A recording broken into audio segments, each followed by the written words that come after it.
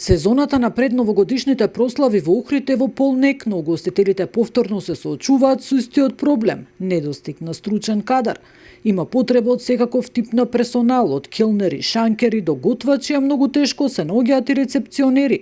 Трендот на заменување во Хрватска, Словенија последниве години се почесто и во Малта не запира. Еден тренд веднаш по корона пандемијата вртоглаво се упатија најголем дел од угостителските работници во Хрватска, Словенија, па некои заминаа и веќе на Малта. На Малта има цели конклави кои што се составени од македонци, кои што се можеби едни од најбројните туристички и угостителски работници на Малта.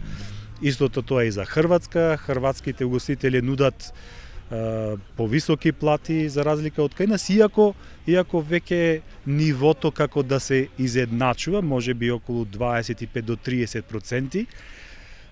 Лекциите се научија, но треба веднаш да се реагира. Значи не може да се остави нешто да тлее, да се остави на некое стихино решавање. Иако платите во секторот пораснале, сепак тоа не е доволно да се задржат младите. Тоа е навистина една горлива тема. Кадарот се помалку и помалку може да се каже дека во Македонија има стручен кадар во делот на угостителството.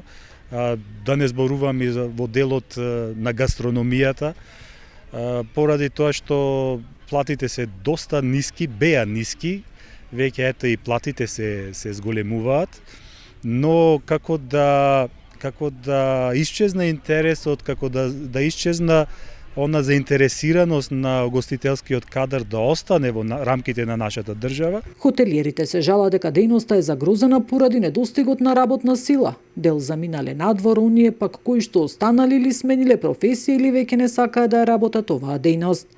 Нина Аритоновска, Сител телевизија.